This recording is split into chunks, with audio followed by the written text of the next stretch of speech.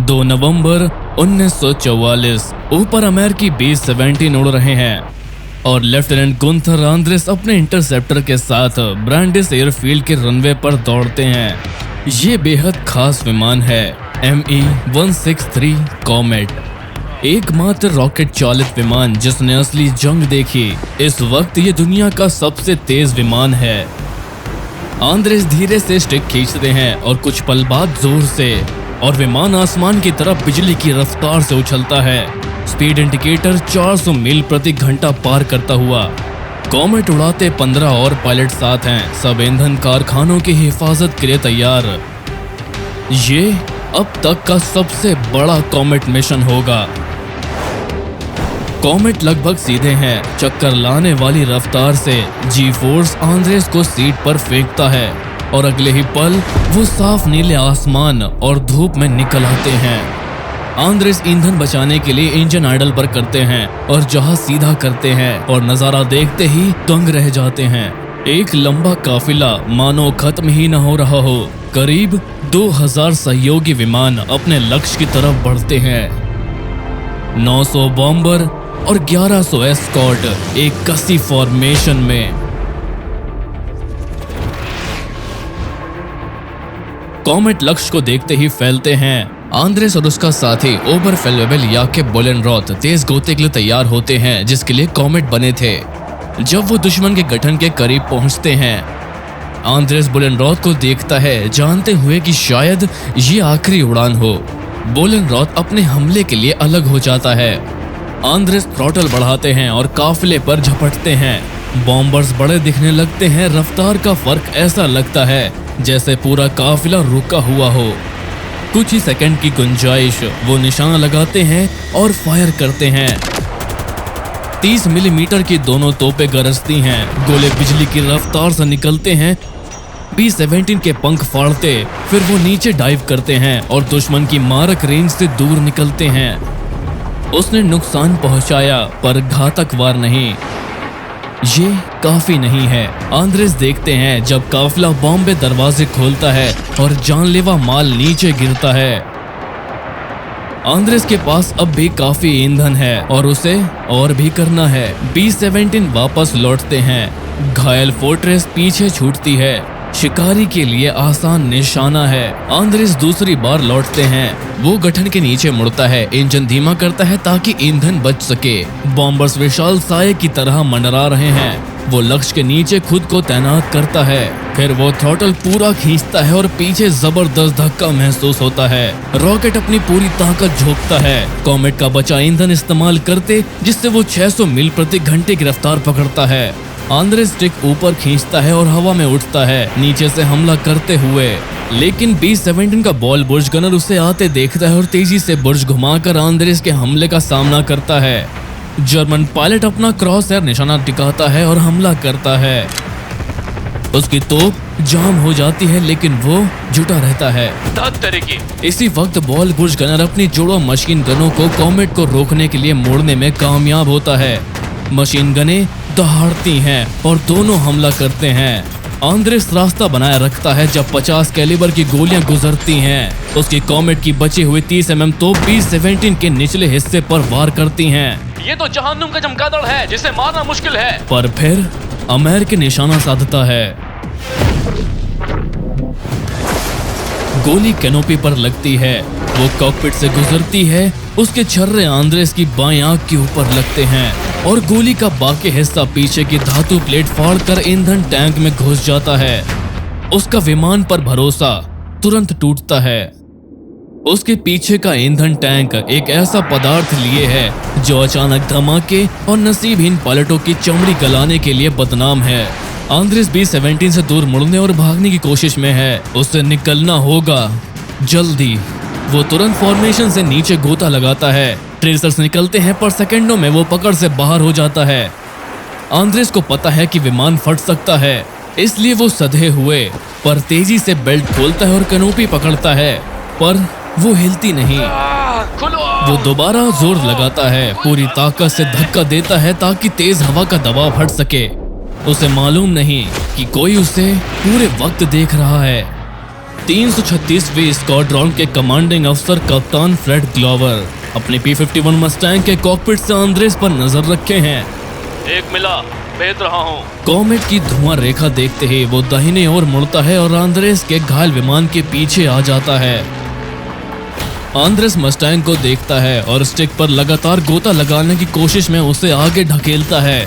जब Mustang 50 calibre की तेज गोलाबारी करता है जो कम पड़ जाती है, ग्लोवर आगे निकलता है और आंद्रेस बचने के लिए थ्रॉटल पूरा खोलता है, पर कुछ नहीं होता। उसका ईंधन खत्म है। आंद्रेस पीछे देखता है और मस्टैंग को लौटता पाता है। वो दोबारा कैनोपी आजमाता है बाहर निकलने के लिए, पर वो हिलती नहीं। वो ऊपर देखता है और 6 खतरनाक 50 कैलिबर मशीन गनों को सीधे अपनी ओर आते देखता है। ग्लोवर ट्रिगर दबाए रखता है और छोटे विमान पर कयामत बरसा देता है। कॉमेट के टुकड़े उखड़ते हैं, पूरी प्लेटें उखड़ती हैं, भीतर की मशीनरी दिखाई देती है। उसकी गोलियां कॉमेट के ईंधन टैंक भेजती हैं और धुएं को आग लगाती हैं, जिससे नीचे की तरफ लौ शुरू हो जाती है। आंद्रेस छोटा विमान उल्टा करता है और गोता लगाता है। महसूस करता है कि विमान नीचे से छलनी हो रहा है।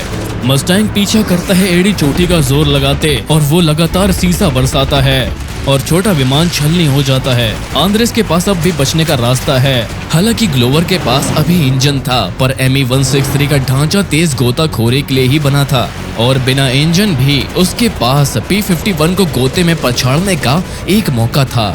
ग्लोवर जानता है वक्त कम है और वो पूरी ताकत लगाता है, नाजुक लड़ाकू विमान के चीथड़े उड़ाते हुए। आंद्रेस का वक्त अब खत्म होने वाला है, पर तभी और कॉमेट बादलों से बाहर आते हैं। ये उसकी पूरी स्क्वाड्रॉन है।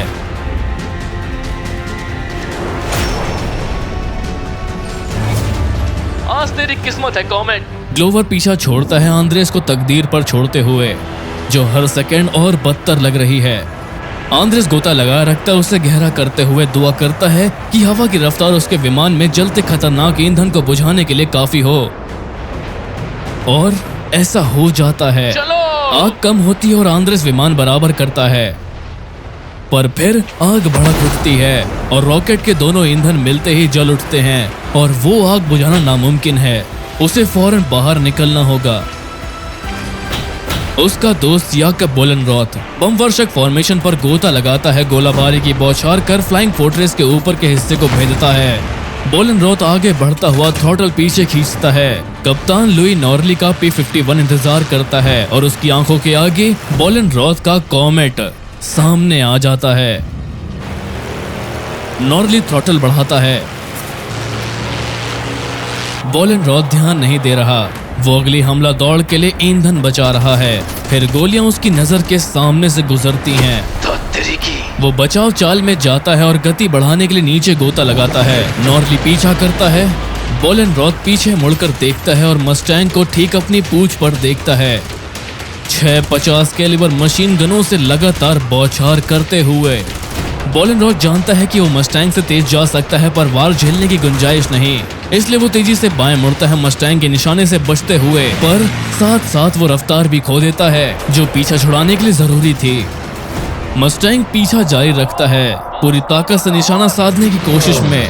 बोलेनरॉथ स्टिक जोर से खींचता है, अपने छोटे जहाज को पूरा मोड़ने की कोशिश में, ताकि रफ्तार गिर जाए और मस्टैंग आगे निकल जाए। पर नॉर्ली ये समझ जाता है। वो कॉमेट की चाल भांपता है, निशाना साधता है और ट्रिगर दबाता है। 50 कैलिबर गोलियां कॉमेट के पीछे वाले ढांचे में जा लगती हैं। बोलेनरॉथ कॉकपिट में झुकता है जैसे जैसे धमाके फैलते हैं। हर आवाज उसे दहशत से भर देती है, पर फिर वो रुकते हैं और मस्टैंग ऊपर से निकलता है। अब ये उसका मौका है। वो दुश्मन लड़ाकू से मुड़ता है और थ्रॉटल पूरी तरह बढ़ाता है। यहाँ से निकलना होगा। लेकिन दहाड़ की जगह भयंकर धमाका होता है। अमेरिकी गोलियों ने इंजन को गंभीर नुकसान पहुंचाया है। वो जाम हो गया है। बिना सोचे समझे वो इंजन शुरू करने की कोशिश करता है, लेकिन फायदा नहीं। मस्टैंग वापस मुड़ता है। याकब इसे देखता है। वो कुछ नहीं कर सकता।